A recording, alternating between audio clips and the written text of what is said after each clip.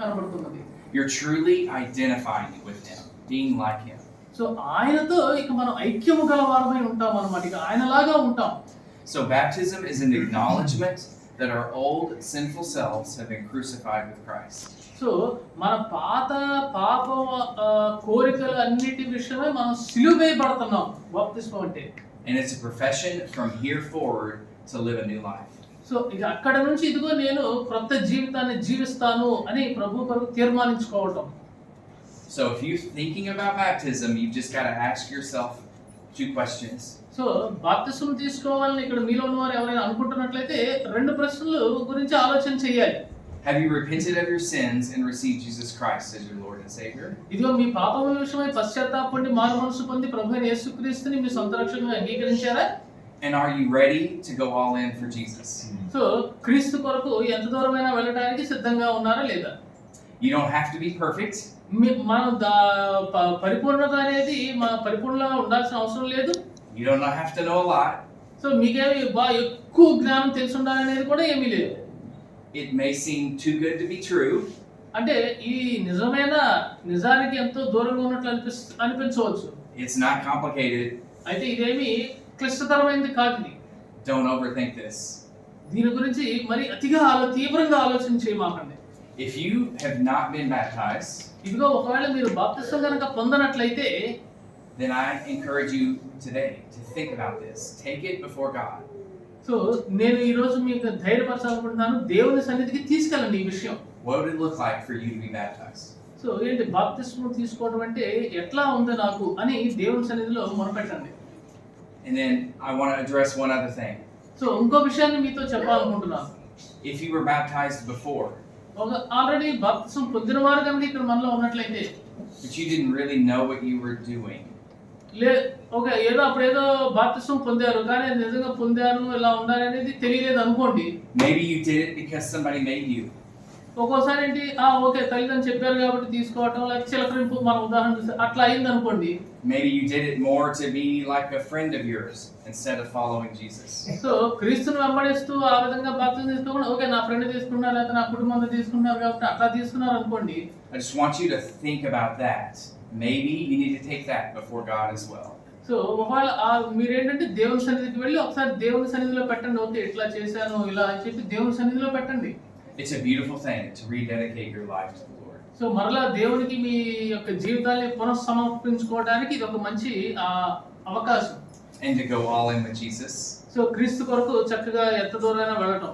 And to walk in new life. కొత్త మార్గంలో నడవటం. I see you guys today. ఈ రోజు మిమ్మల్ని ఎంతో చూడాలనుకుంటున్నాను నేను. And I just feel love. I mean, you guys already feel like they're family for some reason. So I'm just sitting here looking at you right now. So మిమ్మల్ని అందరినీ చూస్తుంటే ఎంతో సంతోషంగా ఉన్నది. మిమ్మల్ని ప్రేమిస్తున్నాను. నిజంగా మిమ్మల్ని చూడటం నాకు ఎంతో సంతోషంగా ఉన్నది.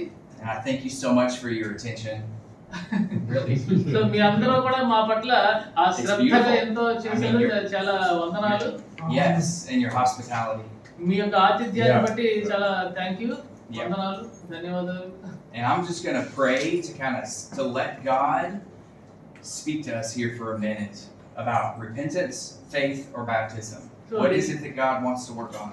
సో ఒక నిమిషం ప్రార్థన చేయాలనుకుంటున్నాను. మన అందరి కొరకు మారు మనసు అంటే ఏంటి, విశ్వాసం అంటే ఏంటి, బాప్తిస్మం అంటే ఏంటి, మన జీవితాలు ఎట్లా ఉండాలి అనే దాని గురించి ప్రార్థన చేస్తాం. Let's pray. ప్రార్థన చేసుకుందాం.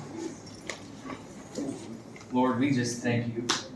దేవా మీకు కృతజ్ఞతాస్తుతులు చెల్లిస్తున్నాం తండ్రి. For this day. ఈ రోజు కొరకు మీకు వందనాలు. This new day. ఈ కొత్త రోజును బట్టి దినాన్ని బట్టి మీకు వందనాలు. Your mercies are new every morning. ఇదిగో మీ యొక్క కృప అనుదినము నూతనముగా ఉన్నాయి తండ్రి. So every day we can see something new in you. కాబట్టి మేము ప్రతిరోజు కూడా ఏదో ఒక కొత్తదనాన్ని మేము మీలో చూడొచ్చు నాయనా. And we can make new choices in our life. ఇదిగో మేము నూతనమైనటువంటి మార్గాల్లో ప్రతిదినము మేము వెళ్ళవచ్చు తండ్రి. And if we have not been good at repenting, so ఒకవేళ మేము ఇదిగో మారు మనసు నిజముగా మేము పొందనట్లయితే, would you show us that now? మాకు ఇప్పుడు అది చూపించండి తండ్రి.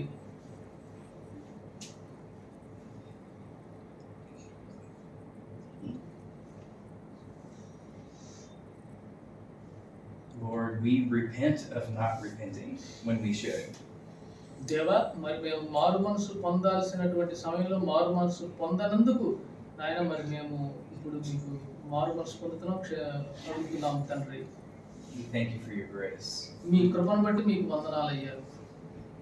And Lord, if we've somehow laid down our faith, ఒకవేళ మేము మా విశ్వాసాన్ని వదిలినట్లయితే, maybe lost the saltiness, మేము ఆ ఉప్పు సారం అనే నిస్సారముగా అయినట్లయితే, gotten distracted by this world, లేదా ఈ లోకాన్ని బట్టి మేము పక్కదారికి పట్టినట్లయితే, the troubles of this world, ఈ యొక్క లోక శ్రమల బట్టి పక్కకు వెళ్ళిపోయినట్లయితే,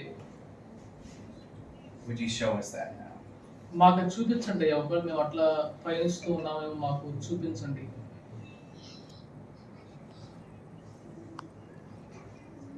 Vibrant, exciting faith. దేవా, మాకు ఎంతో అద్భుతమైన సంతోషకరమైన జీవకరమైన విశ్వాసం మాకు కావాలని ప్రార్థిస్తున్నాం దేవా.